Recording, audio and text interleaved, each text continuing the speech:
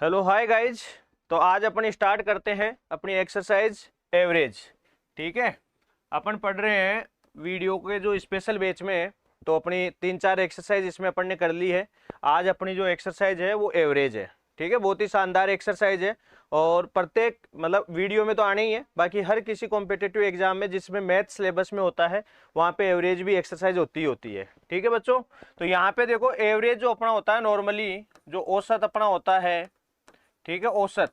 वैसे तो आप जानते ही हो राशियों का योग बटा राशियों की संख्या, राशियों का योग बटा राशियों की संख्या, ये अपना होता है एवरेज। राशियों का योग बटा राशियों की संख्या, ठीक है, राशियों का योग बटा राशियों की संख्या, तो ये अपना होता है एवरेज। अब इसके लिए देखो, एक तो एवरेज में जो क्वेश्चन आते हैं अपने, जैसे नेचुरल नंबर से रिलेटेड भी आ जाते हैं कि प्रथम n प्राकर संख्याओं का औसत बताइए, प्रथम 15 प्राकर संख्याओं का औसत बताइए, विषम प्राकर संख्याओं का औसत बताइए, या फिर सम प्राकर संख्याओं का औसत बताइए। इस टाइप के क्वेश्चन भी आ जाते हैं। तो कुछ फॉर्मूले होते हैं ये, ठीक है, मैं आपको ये फॉर्मूले बता देता हूँ। तो देखो, जैसे मान लीजिए अपना है प्रथम n प्राकर संख्या होगा, जैसे योग अगर अपन को याद है तो योग याद है तो एवरेज अपने आप आ जाएगा।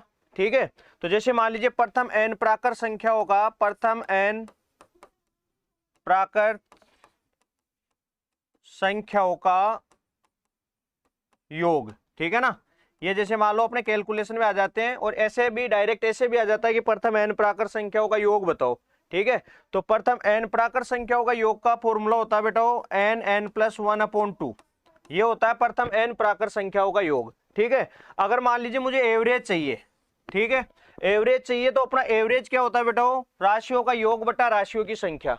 मतलब अगर इसमें देखो राशियों की संख्या अपनी है n, ठीक है, राशियों की संख्या अपनी n है, तो अगर मैं इसको n से डिवाइड कर दूंगा तो बेटा देखो औसत अपना जो हो जाएगा, ठीक है, राशियों का योग बटा राशियों की संख्या।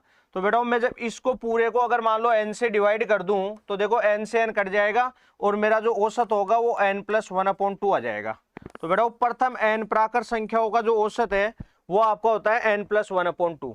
प्रथम n प्राकर संख्याओं का जो एवरेज हुआ बेटा वो आपका n+1/2 हो गया। ठीक है, तो योग का फॉर्मूला आपको आता है तो आपको क्या है, एवरेज का फॉर्मूला भी आ जाएगा। ठीक है भाई, चलिए, जैसे मान लीजिए दूसरा आ गया आपके पास, प्रथम n प्राकृत संख्याओं के वर्गों का योग। मान लो ये वर्गों का योग आ गया, प्रथम n प्राकृत संख्याओं के वर्गों का योग आ गया, प्रथम n प्राकृत संख्याओं के वर्गों का योग आ गया। और बेटा ये आपका होता है n+1 2n+1/6। प्रथम n प्राकृत संख्याओं के वर्गों का योग होता है बेटा n+1 2n+1/6। अगर मान लीजिए आपको इसका एवरेज चाहिए, इसका योग आपको चाहिए औसत, ठीक है, तो आपको पता है n से डिवाइड करोगे n कट जाएगा, तो n कट जाएगा तो अपना हो जाएगा बेटा n+1 2n+1/6। यह आपका हो गया प्रथम n प्राकृत संख्याओं के वर्गों का औसत। प्रथम n प्राकृत संख्याओं के वर्गों का औसत हो गया बेटा ये, ठीक है, प्रथम n प्राकृत संख्याओं के वर्गों का औसत आपका हो गया n+1 2n+1/6। ठीक है बेटा, तो इस प्रकार से आगे जैसे मान लो अपन चले, प्रथम n प्राकृत संख्याओं के घनों का योग, के घनों का योग, प्रथम n प्राकृत संख्याओं के घनों का योग। ठीक है बेटा, प्रथम n प्राकृत संख्याओं के घनों का योग होता है n+1/2 का होल स्क्वायर। ठीक है, ये होता है बेटा अपना प्रथम n प्राकृत संख्याओं के घनों का योग। ठीक है, तो इसको जैसे मान लो मुझे एवरेज इसका फाइंड आउट करना है, तो औसत देखो बेटा मेरा क्या हो जाएगा, ठीक है, वही राशियों का योग बटा राशियों की संख्या। तो आपको पता है जैसे मैं ये जो स्क्वायर है, ये स्क्वायर इस पे भी है, स्क्वायर इस पे भी है और स्क्वायर इस पे भी है।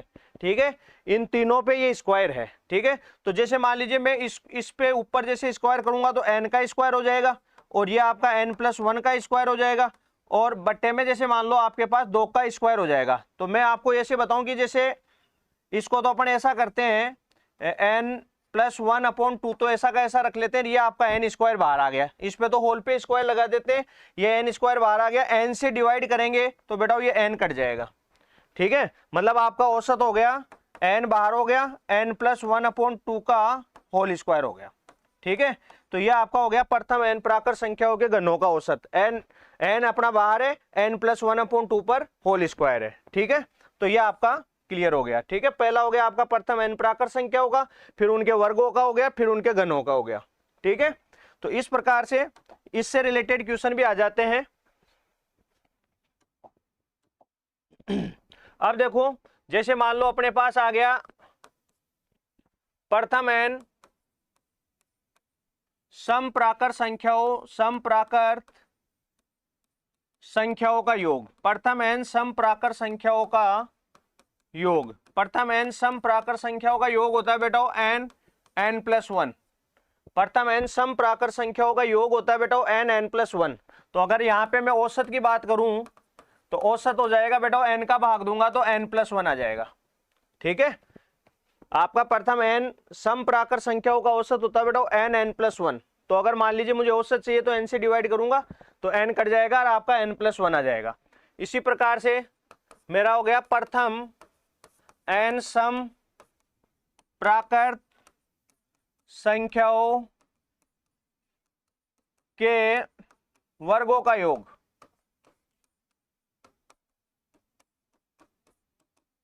प्रथम n समप्राकृत संख्याओं के वर्गों का योग, तो बेटा ये आपका होता है 2n n+1 ये होता है बेटा 2n n+1 प्रथम n समप्राकृत संख्याओं के वर्गों का योग। प्रथम n समप्राकृत संख्याओं के वर्गों का योग होता है बेटा 2n n+1 ठीक है, तो अगर मान लीजिए मुझे यहाँ पे औसत चाहिए तो औसत मेरा बेटा वही n से डिवाइड करूंगा तो n कट जाएगा, यानी 2n+1 और अपॉन आपका हो गया 3। ठीक है बेटा, यह आपका हो गया 2n+1 तो यह आपका हो गया प्रथम n समप्राकृत संख्याओं के वर्गों का औसत। ठीक है, इसी प्रकार से अपन बात करें बेटा प्रथम n समप्राकृत संख्याओं के घनों का योग, प्रथम n समप्राकृत संख्याओं के घनों का योग, प्रथम n समप्राकृत संख्याओं के घनों का योग। तो बेटा ये आपका होता है 2 ब्रैकेट में n+1 का होल स्क्वायर, मतलब ये 2 इस स्क्वायर के बाहर है, n+1 का होल स्क्वायर हो जाता है। ठीक है, n+1 का होल स्क्वायर, यह आपका होता है प्रथम n समप्राकृत संख्याओं के घनों का योग। ठीक है बेटो, तो इसी प्रकार से अगर मान लीजिए आप औसत की बात करेंगे तो यहाँ पे अपना औसत हो जाएगा क्या, औसत वही देखो n² बाहर आ जाएगा, यानी कि और n से इसको डिवाइड कर देंगे तो 2n और n+1 का होल स्क्वायर, यह आपका हो गया प्रथम n समप्राकृत संख्याओं के घनों का औसत। ठीक है, प्रथम n समप्राकृत संख्याओं के घनों का औसत आपका ये हो गया। ठीक है बेटो, इसी प्रकार से मैं बात करूं प्रथम n विषम प्राकृत संख्याओं का योग। ठीक है, प्रथम n विषम प्राकृत संख्याओं का योग, प्रथम n विषम प्राकृत संख्याओं का योग होता है बेटा n²। प्रथम n विषम प्राकृत संख्याओं का योग होता है बेटा n²। ठीक है, तो अगर यहाँ पे मैं औसत की बात करूं, ठीक है बेटा, तो औसत अपना हो जाएगा n, क्योंकि n² को n से डिवाइड करेंगे तो आपका ये हो जाएगा। ठीक है बेटा, इस प्रकार से मतलब क्वेश्चन आते रहते हैं। नॉर्मली तो अपन ने पढ़ ही लिया कि जो एवरेज होता है, औसत होता है, वो होता है राशियों का योग बटा राशियों की संख्या। ठीक है, उसी पे बेस्ड अपन ने ये जैसे मान लो फॉर्मूले अपने पास योग वाले थे, उनसे मैंने एवरेज निकाल दिया। ठीक है ना, योग को लेके उससे इस फॉर्मूले से कनेक्ट करते हुए मैंने क्या किया है, एवरेज निकाला है। ठीक है, इसी प्रकार से बेटा आपका होता है जैसे किसी संख्या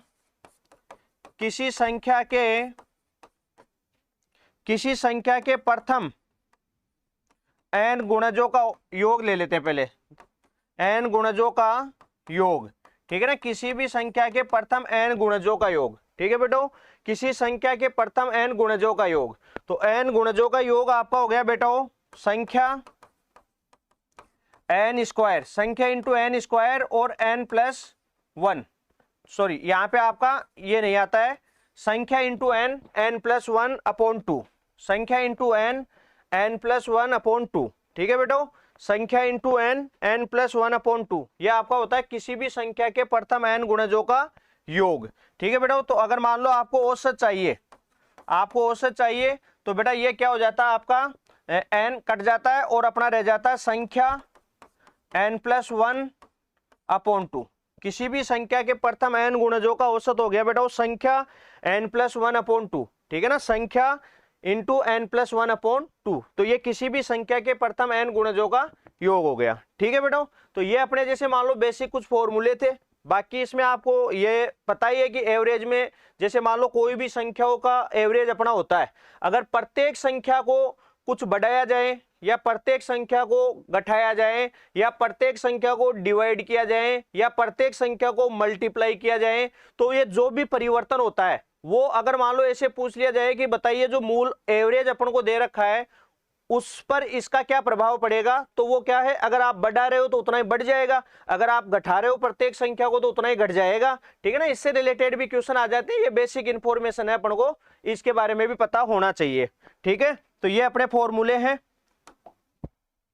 अब इन पे आधारित अपन देखो कुछ एग्जांपल्स करते हैं। ठीक है, तो देखो बेटा अपना क्वेश्चन क्या है, प्रथम, ठीक है, यहाँ पे अपना देखो दे रखा है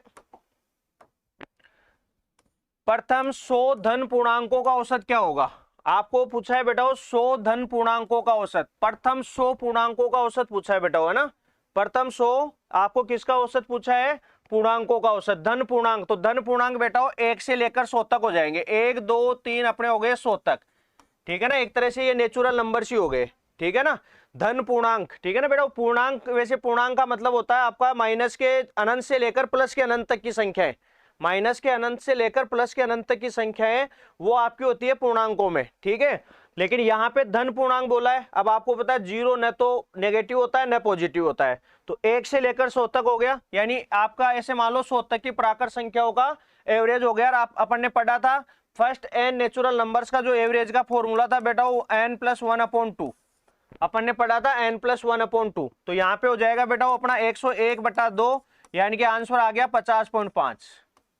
ठीक है बेटा, तो अपना आंसर आ गया 50.5। ठीक है, तो नॉर्मली उन्हीं पे है।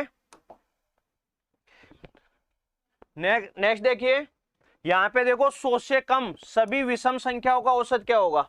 तो 100 से कम सभी विषम संख्याओं का औसत, बेटा अभी अपन ने पढ़ा था विषम संख्याओं का औसत अपना क्या था, विषम संख्याओं का औसत अपना अपन ने पढ़ा था अभी संख्याओं का औसत, विषम संख्याओं का औसत अपन ने पढ़ा था बेटा वो एन, विषम संख्याओं का औसत पढ़ा था एन, एन विषम संख्याओं का औसत एन। तो बेटा आपको पता है 100 से कम का मतलब 99 तक, 99 तक बेटा अपने पास देखो कितनी विषम संख्या हो गई 50, 99 तक अपने पास कितनी विषम संख्या हो गई बेटा 50। ठीक है ना, अब जैसे मान लो मैं बात करूं एक तक कितनी विषम संख्या है, तो भाई 1 + 1/2 यानी देखो 1। ठीक है, अगर मैं बात करूं 3 तक कितनी विषम संख्या हुई, तो देखो 3 + 1/2 यानी कि 2। ठीक है ना, 3 तक अपनी इतनी हुई। तो यहाँ पे जैसे बात हो रही है कि 99 तक, यहाँ पे जो एन होता है ना बेटा ये एन ऐसे नहीं 99 तक है इसका मतलब आप 99 ही आंसर बता दो, नहीं, आपका 99 तक नंबर कितने हैं, कितनी संख्याएं हैं वो। ठीक है ना, 99 तक कितनी संख्याएं हैं, तो 99 तक अपनी 50 संख्याएं हैं। ये एन क्या होता है, संख्याओं की संख्या होती है। यहाँ पे जो एन है ना ये क्या है, संख्याओं की संख्या। तो अपने पास एन की वैल्यू कितनी है बेटा 50 है। ठीक है ना, अब जैसे मान लो मैं कह दूं अपने पास आ गया जैसे 1 3 5 7 9 11 13 मान लो ऐसे आ गया। अब मैं आप लोगों से पूछूंगी बताओ इसका एवरेज क्या होगा, तो आप इसका एवरेज क्या बताओगे भाई, ऐसे नहीं आप उठा के सीधा ही 15 बता दो। ठीक है ना, ऐसे नहीं आप उठा के सीधा ही 15 बताओ, 15 तो आपका बेटा गलत हो जाएगा। ठीक है ना, अपन को ये काउंट करना है कि ये 15 तक कितनी विषम संख्याएं हैं। ठीक है ना, ये एन है ना, ये एन यहाँ पे क्या है, इन संख्याओं की संख्या है। ठीक है ना, तो देखो 1 2 3 4 5 6 7 8 हुई ना बेटा, हम इसको डायरेक्ट क्या कर देते हैं 15 + 1/2, तो देखो 8 आ गया ना ऐसे। तो आपको ये ध्यान रखना है। ठीक है ना, ऐसे नहीं कि आप 15 तक, आपसे पूछे 19 तक विषम संख्याओं का औसत कितना होगा, आप ऐसे नहीं 19 बता दो सीधा ही। ठीक है ना, आप उसमें 1 ऐड कर लो, 2 से डिवाइड कर दो, आपको आंसर मिल जाएगा, संख्या ही मिल जाएगी, संख्या ही आपका आंसर है। ठीक है, तो ये आपको ध्यान रखना है। आगे देखिए, जैसे अपना ये था प्रथम 5 अभाज्य संख्याओं का औसत। ठीक है बेटो, प्रथम 5 अभाज्य संख्याओं का औसत। आपको पता है अभाज्य संख्या क्या होती है? वो संख्याएं जो केवल और केवल एक और स्वयं से विभाजित होती है। भाई एक और स्वयं से तो वैसे तो सभी संख्याएं विभाजित होती है, लेकिन मैं यहाँ पे क्या बोल रहा हूँ, केवल और केवल वे संख्याएं जो केवल और केवल एक और स्वयं से विभाजित होती है, वो आपकी संख्याएं होती है अभाज्य संख्याएं। ठीक है, और सबसे छोटी अभाज्य संख्या अपनी 2 हो गई, 2 के बाद में अपनी 3 है, फिर अपनी 5 है, फिर अपनी 7 है, और फिर अगली क्या है 9, 11। ठीक है, वेरी गुड। तो ये आपका 11 है। ठीक है भाई, क्योंकि 9 नहीं होगी, क्यों? क्योंकि ये जो है ना 1 और 9 से तो विभाजित होती है, उसके साथ देखो 3 से विभाजित होती है। तो आपकी अभाज्य संख्याएं होती है प्राइम नंबर्स। प्राइम नंबर्स क्या होते हैं? वे संख्याएं जो केवल और केवल एक और स्वयं से विभाजित होते हैं। तो बेटा अपन को इनका एवरेज चाहिए, तो वही राशियों का योग बटा राशियों की संख्या। तो बेटा 2 और 3 5, 5 और 5 10, 10 और 7 17, 17 और 11 28। तो बेटा 28 आ गया, और 1 2 3 4 5। ठीक है बेटा, अब देखो मैंने क्या बताया था कि जब भी अपन को किसी संख्या में 5 का भाग देना हो, ठीक है, तो आप ऊपर वाली संख्या को 2 से गुणा करो और एक अंक छोड़ के पॉइंट लगा दो। 28 दूना 56, यानी 5.6 आपका आंसर आ गया। ठीक है बेटा, 5.6 आपका आंसर आ गया। तो ऐसे देखिए आप फटाफट कर लेंगे, कोई दिक्कत नहीं है। नॉर्मल वही राशियों का योग बटा राशियों की संख्या। ये तो अपन को ऐसे मान लो एवरेज के क्वेश्चन कर रहे हैं, या एवरेज में अपन को परफेक्ट होना है, तो ये वाला फॉर्मूला तो माइंड में होना ही चाहिए कि राशियों का योग बटा राशियों की संख्या। बड़े से बड़े क्वेश्चन और छोटे से छोटे क्वेश्चन, उनमें सभी में इसी का यूज होता है। ठीक है बेटा, तो आगे देखिए अपना क्वेश्चन है 10 संख्याओं का औसत 30 है। 10 संख्याओं का औसत 30 है। यदि प्रत्येक संख्या में 5 जोड़ दिया जाए तो नया औसत क्या होगा? अभी अभी मैंने बताया था ना बेटो, अगर प्रत्येक संख्या में कुछ भी आप कर रहे हो, चाहे जोड़ रहे हो, चाहे कुछ घटा रहे हो, गुणा कर रहे हो, भाग कर रहे हो, जो भी कर रहे हो ना, वो उस एवरेज में ही परिवर्तन हो जाता है। तो यहां पे देखो इसने क्या बोला है कि 10 संख्याओं का औसत 30 है। यदि प्रत्येक संख्या में 5 जोड़ दिया जाए तो नया औसत क्या होगा? तो बेटा आपका हो जाएगा 30 + 5। ठीक है, प्रत्येक संख्या में आप जोड़ रहे हो तो वो आपका इसमें भी ऐड हो जाएगा। ठीक है ना, और आप डायरेक्ट आंसर बता दोगे। तो इस प्रकार से आराम से आपके ये क्वेश्चन हो जाएंगे। यहाँ पे देखो बेटा 1 का स्क्वायर, 2 का स्क्वायर, 3 का स्क्वायर, 10 तक का स्क्वायर दे दिया। आपको चाहिए इनका औसत क्या होगा, यानी कि प्रथम n प्राकृत संख्याओं के वर्गों का औसत। प्रथम n प्राकृत संख्याओं के वर्गों का औसत बेटा मैंने क्या बताया था, n+1 2n+1 अपॉन 6। प्रथम n प्राकृत संख्याओं का औसत, प्रथम n प्राकृत संख्याओं के वर्गों का औसत। ठीक है बेटा, तो यहाँ पे देखो n की वैल्यू यहाँ तो सीधी अपनी 10 है, तो 10 से 11 हो गया बेटा, इनटू यहाँ पे देखो 10 को 2 से गुणा किया 20 हो गया बेटा, 20 और 1 21 हो गया, और बट्टे में बेटा 6 आ गया। ठीक है, बट्टे में आपका क्या आ गया, 6 आ गया। कट रहा है तो काट दो, नहीं कट रहा है तो कोई बात नहीं। ठीक है, 3 से कट रहा है बेटा 7 बार, और ये 3 से कट गया 2 बार। ठीक है, ये अपना आ गया बेटा 77/2। ठीक है, 77/2, तो 77/2 का मतलब हो गया बेटा 38.5। ठीक है, तो ये अपना देखिए प्रथम n प्राकृत संख्याओं के वर्गों का औसत। ठीक है, n+1 2n+1 अपॉन 6। ठीक है बेटा, ये सभी क्वेश्चन अपने प्रीवियस ईयर के एग्जामों में आए हुए हैं। तो मैंने आपको जो फॉर्मूले बताए हैं एक बार थोड़े से आपको वो भी देखने हैं। फिर देखो बेटा 3 के पहले 5 विषम गुणजों का औसत। 3 के पहले 5 विषम गुणजों का औसत, 3 के पहले। तो बेटा देखो 3 के पहले 5 विषम भी बोला यहाँ पे है, तो एक तो जैसे मान लो 3 हो गया। ठीक है, आपका 6 जो है ये कट हो जाएगा। ठीक है बेटा, फिर आपका 9 हो गया, फिर बेटा आपका 3 चौक 12 ये भी कट हो जाएगा। ठीक है, फिर आपका बेटा आ गया 15, फिर 18 भी कट हो गया बेटा, फिर आपका 21, तो 5 ही चाहिए ना, 24 भी आपका कट हो जाएगा बेटा, और फिर आपका आ गया 27।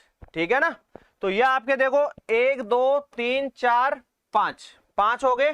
तो यहाँ पे वैसे 5 की बात आती है बेटा जब कोई भी सेम डिफरेंस की कोई सीरीज हो, समांतर श्रेणी में आपको संख्याएं दी हुई हो। ठीक है, तो उसमें अपन को ज्यादा दिमाग लगाने की जरूरत नहीं होती है। जो बीच की संख्या होती है, देखो बेटा इसके और इसके बीच में 6 का अंतर है, देखो बेटा इसके और इसके बीच में 6 का अंतर है, देखो बेटा इसके और इसके बीच में 6 का अंतर है, मतलब ये आपकी एक समांतर श्रेणी है। और समांतर श्रेणी में अगर मान लीजिए आपकी संख्याएं हैं, तो आपके पास क्या है, अगर पदों की संख्या विषम है, अगर पदों की संख्या विषम है, जैसे यहाँ पे 5 है, तो 5 है तो जो बीच की संख्या है ना वो आपका एवरेज हो जाएगा। ठीक है ना, अगर पदों की संख्या विषम है तो जो बीच की संख्या है वो अपना एवरेज हो जाएगा। और अगर पदों की संख्या सम है, ठीक है। तो जो बीच के दो पद है ना, उनका जो एवरेज होता है वो पूरी सीरीज का एवरेज हो जाता है। ठीक है। तो यहां पे जैसे मान लो अपन बात करें, यहां पे अपना इनका जो एवरेज हुआ वो अपना हो गया कितना बेटा, वो 15। ठीक है। यहां पे इनका एवरेज कितना हो गया बेटा, वो 15 आपका एवरेज हो गया। ठीक है। आगे चलिए, आगे अपना बेटा वो 5 लगातार विषम संख्याओं का औसत m है। 5 लगातार विषम संख्याओं का औसत m है। यदि अगली 3 विषम संख्याएं भी शामिल कर ली जाएं तो औसत में कितने की वृद्धि होगी। बेटा वो क्या होता है, आप कोई भी सीरीज हो, ठीक है ना, कोई भी सीरीज हो, उसमें जो आपका जो वृद्धि होती है, ठीक है ना, जो वृद्धि होती है, अगर आगे की संख्याएं और शामिल की जाए या फिर हटाई जाएगी तो आपको पता है क्या होगी, कमी होगी, और अगर और शामिल की जाएगी तो वृद्धि होगी। और बेटा वो वृद्धि क्या होती है, उस सीरीज में जो भी डिफरेंस होता है ना, उसके आधे के बराबर पर नंबर, मतलब प्रति संख्या आपके डिफरेंस बाई 2 के इक्वल होता है। प्रति संख्या, एक संख्या अगर हटाओगे तो उसका जो डिफरेंस है उसके आधा क्या हो जाएगा, कम हो जाएगा, और अगर एक संख्या आप ऐड करोगे तो उसका जो आधा है वो उतना इंक्रीज हो जाएगा। ठीक है। अब अगर मान लो संख्या अपनी ज्यादा है, जैसे मैं बात करूं लगातार विषम संख्याओं की बात हो रही है, तो बेटा वो विषम संख्याओं की बात हो रही है तो डी की वैल्यू कितनी हो गई, 2। ठीक है ना। क्रमागत जो संख्याएं विषम संख्या होती है उनके बीच में डिफरेंस कितना चलता है बेटा, 2 का डिफरेंस चलता है। यहां पे अपन ने ये कर दिया। और कितनी संख्याएं ले रहे हो बेटा, आप 3 विषम संख्याएं ले रहे हो। 3 विषम संख्याएं ले रहे हो तो गुणा कर दो 3 से, क्योंकि प्रति संख्या ये होगा 3 होगा तो 3 से मल्टीप्लाई कर दो। तो यहां पे बेटा आपने ये कर दिया, आंसर आ गया 3, यानी कि 3 की वृद्धि हो जाएगी बेटा। पहले जो भी एवरेज था आपका उसमें क्या हो जाएगा, 3 आपका बढ़ जाएगा। तो इसमें यही बोला है औसत में कितने की वृद्धि हो जाएगी। ठीक है ना। अगर 3 विषम संख्याओं को और शामिल कर लिया जाए तो कितने की वृद्धि हो जाएगी बेटा, 3 की वृद्धि हो जाएगी। ये आपका आंसर आ जाएगा। ठीक है ना, क्लियर है, कोई दिक्कत नहीं है ना बेटा। जैसे मान लो 1, 3 और 5, मान लो ये संख्याएं दे रखी है। ठीक है। अब जैसे मान लो इनका एवरेज अपना बेटा 3, भाई इन 3 संख्याओं का एवरेज कितना है, 3 है। अगर मान लो मैं आगे की एक संख्या और शामिल कर लूं, आगे की मैंने एक विषम संख्या और शामिल कर ली, तो बेटा देखना इनका एवरेज कितना, 4 आएगा। ठीक है ना। तो अब देखो 3 अपना देखो 4, 5, 9 और 9 और ये कितना हो गया आपका 16। 16 में 4 का भाग दिया, 4 आ गया। ठीक है। वैसे भी मैंने बताया था अगर समांतर श्रेणी में संख्याएं हैं और पदों की संख्या विषम है तो बीच वाली संख्या एवरेज हो जाती है, और पदों की संख्या अगर सम है तो बीच के जो 2 पद है ना उनका एवरेज ही पूरी सीरीज का एवरेज होता है। तो यहाँ पे देखो 3 और 5 8, 8 में 2 का भाग दिया 4। ठीक है। अगर मैं आगे की और संख्या शामिल कर लूं तो अब देखो 5 हो जाएगा। ठीक है ना। तो बेटा हर प्रत्येक संख्या में जो है ना, प्रति संख्या अपन जो भी डिफरेंस होगा, डिफरेंस बाई 2, ठीक है ना, ये आपका इंक्रीज होगा या फिर डिक्रीज होगा। हटाओगे तो डिक्रीज होगा, बढ़ाओगे तो आगे का और शामिल करोगे तो आपका इंक्रीज होगा। तो ये बेटा बढ़िया अच्छा क्वेश्चन था, आया हुआ एग्जाम में। यहाँ पे क्या बोला, 11 क्रमागत धनात्मक पूर्णांकों का औसत। 11 क्रमागत धनात्मक पूर्णांकों का औसत बेटा, 11 क्रमागत धनात्मक पूर्णांकों का औसत क्या है, वह क्या है, ये या तो ए होगा या बी होगा, कुछ भी होगा। ठीक है ना।